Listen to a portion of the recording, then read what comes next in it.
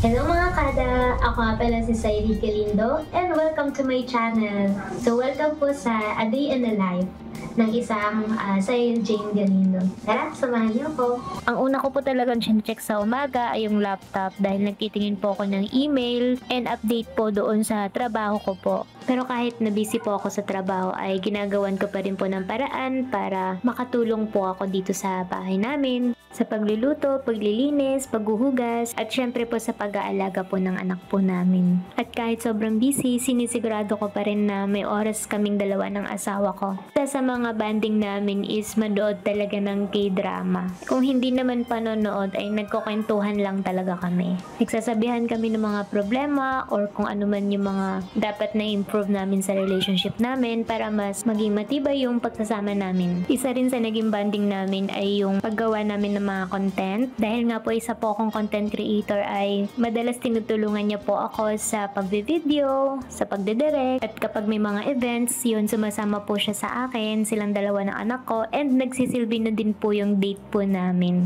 Hello mga kada, ako nga pala si Brando Galindo, asawa ni Mrs. Cyril. Bali nahanap ko po kasi siya sa social media. Mayroong isang Spotify doon na pinost yung pangalan ko. Tapos nag-message po ako sa kanya. Then binati ko lang po siya ng magandang Sunday. Tapos nag-reply po siya. Tapos doon po nag-start yung conversation ko. Si Mrs. bilang asawa ay mabait, sweet, caring. Siyempre magaling po siya sa lahat. Siya kasi yung great provider po natin. Siya yung nagtatrabaho para sa amin sa pangangailangan ko namin sa pang-araw-araw. Kahit na busy po siya sa trabaho po niya, ay meron pa rin po siyang oras para sa akin. Yan! Cute naman ng mga yun. Feel na feel ko naman na love nila ang isa't isa. Super. Kaya, please welcome our Mrs. KU for today, Mrs. Cyril Villasor Galindo.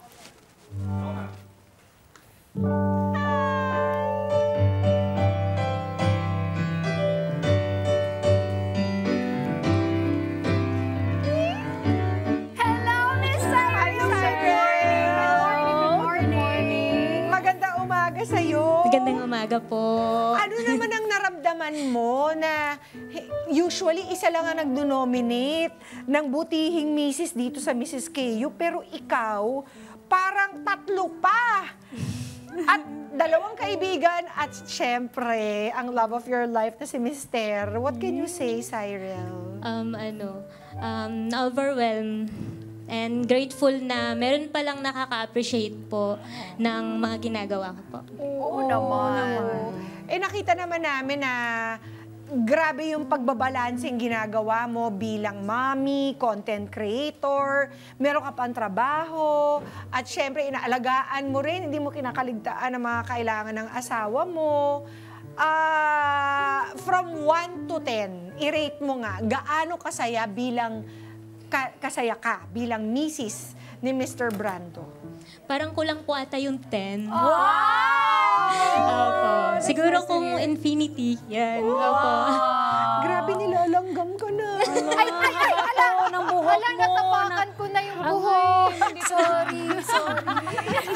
Kasi Cyril, i-describe mo nga sa ating mga kada kung ganong kahektik ang isang araw mo. Anong oras nag-umpisa? Ano mang kailangan mong gampanan? Actually, medyo late na ako nagigising kasi usually sa gabi ako nagtatrabaho. Mas feel ko na magtrabaho sa gabi. Pero yung job ko as virtual assistant is sa umaga. Okay. I mean, flexible time siya. So, kung ano yung oras na gusto ko, ganun. So, paggabi, yun. Doon mas tahimik kasi mas nakakapag-isip ako ng maayos. Ayun. So, nag-uumpisa ang araw mo ng? Siguro mga 8 o'clock. Opo. Magluluto ka na ng almusal nun, tama?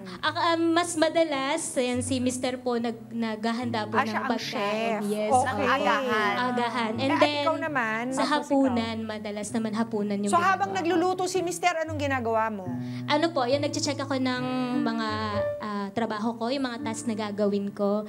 And then, ayan na, pag gumising na yung anak ko, pupunta na siya sa akin kasi ano pa siya? 2 years old? Yes, 2 years old. Sa akin pa siya Breastfed pa siya? Yes, breastfeeding pa po. Okay. Ayan. sobrang kulit. Pero kahit na ganun is, minsan nakikipag-cooperate naman siya sa akin. Oo. And Kaya- then in the afternoon, doon ka na nagsushoot ng mga... Yes, po. Sinushoot ko yung mga product na pinapakontent sa akin, gano'n, nag-e-edit ako, nagvo-voice over, ayan. Wow! Daming ginagawa.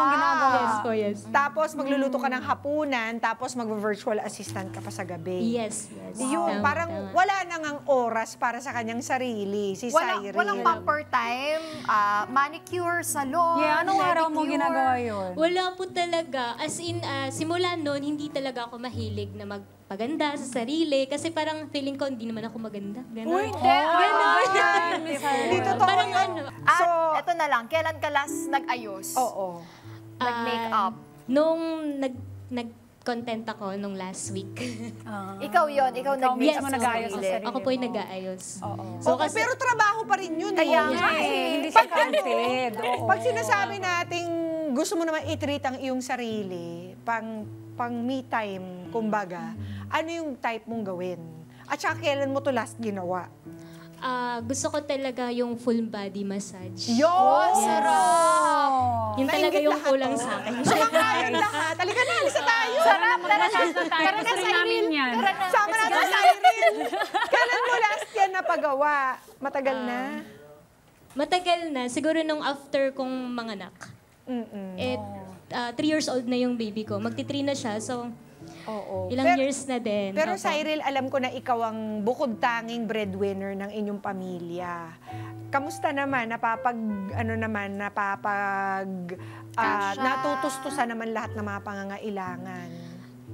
Sa mahal ng bilihin ngayon, pero carry naman po kasi nandyan naman po yung bilang isang nanay, nagtitipid ka, kaya mo mag-budget, ganun po. Galing. Kaya kami na ang sasagot sa me time mo, Cyril. Free of charge! Yes! Dito, Cyril, magkakaroon ka ng Mrs. Time. Sagot na namin yung pagpapabeauty mo at meron pa kaming mga sorpresa na tsak na magugustuhan mo. Kaya naman, ready ka na ba? Yes. Right, let's go. At sisimulan na natin ang ating bonggang makeover para sa'yo dito sa Kada Umaga. Tara! Yay! Dali natin to. Let's Direct go, go! Cyril! We're so Thank you, excited for Cyril! you! See you later! Mga kada, ito na ang pinaka-aabangan ng pamilya ng ating Mrs. KU of the day. Hindi lang pamilya, pati yung mga friends niya. Kaya let's welcome Mrs. Cyril Villasor Galindo! Here she is!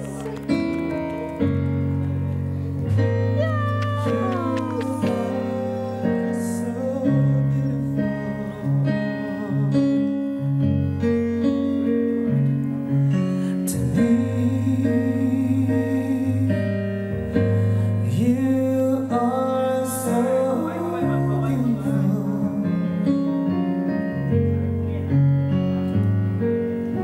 to me. Nice! Cyril! Nakita mo ba yung sarili? Pinagmamasdan nga kita. Napaka-telegenic ni Cyril. Ano masasabi mo sa transformation mo? Hindi ko pa nakilala yung sarili ko.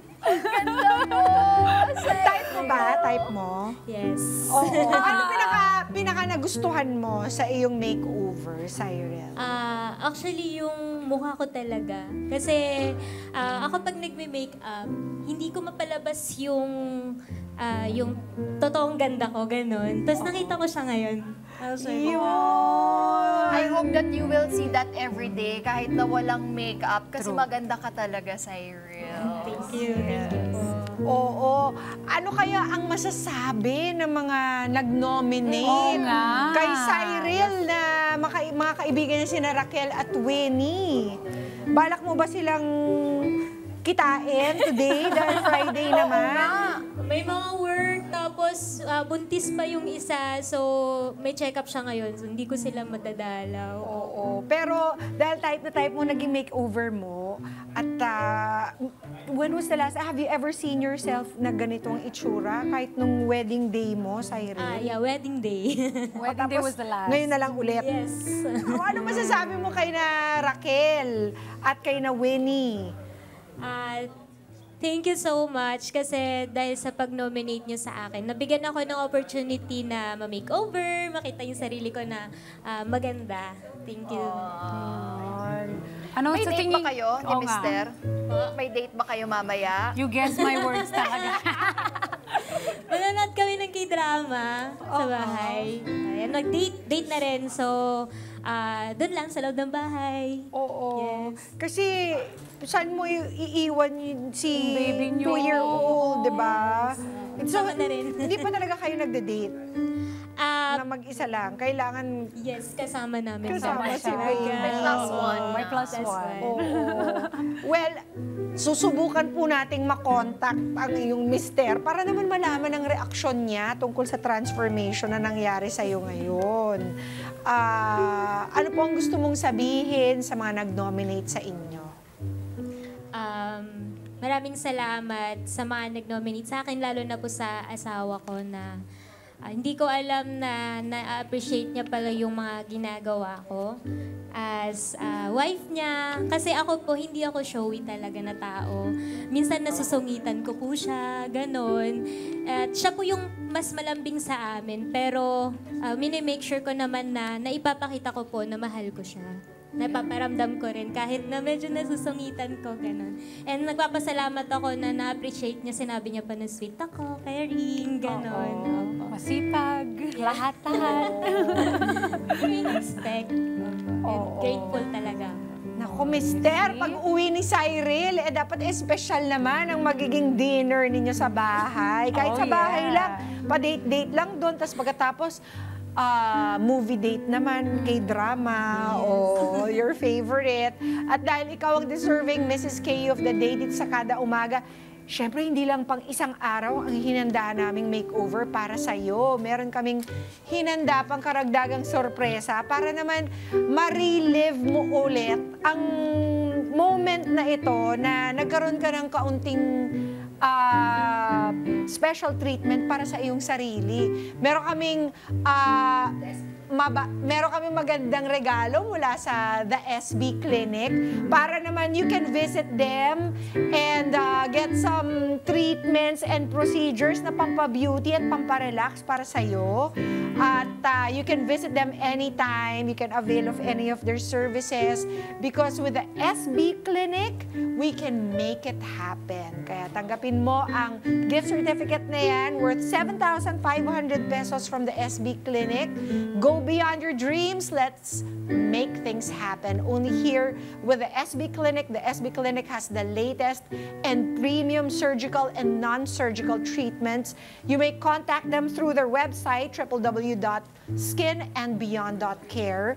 And you can also visit their Facebook, Instagram, and TikTok accounts at the SB Clinic. Yes. At meron ka ring matatanggap na free lash lift gift certificate worth 2,499 by True Beauty International. At meron pa! Meron pa! Sunod na natin! Grabe! Regalo mula sa Aquaskin! Wow, punong-puno! Diba? Kasi deserve na deserve mo, Cyril. Cyril. Ang magkaroon naman ng beauty time for yourself. Yes. Or me, sis time. Right, Sis, Cyril? ngayon, ang dami mo ng hawak ng pamper time para sa sarili mo. Anong masasabi mo naman? Susulitin ko yung binigay sa akin, and kung magkaroon ng pamper time para sa akin, ito na yun. Thank you so much. Deserve it. Di ba nagla-live sell si Cyril? Nagpapa-beauty siya ng iba. Oh, it's time na ikaw naman na magpa-beauty. Nako, dagdag benta yan. Ang Tama. ganda-ganda mo. More views. Cyril, mag-send ka ng videos and photos sa amin na Yes. pag nagamit mo na yan. You wanna We're see excited it. to see it.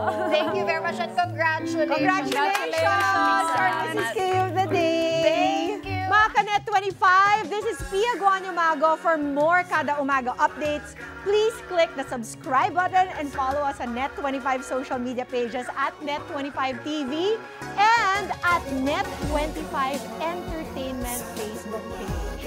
See you guys. Bye!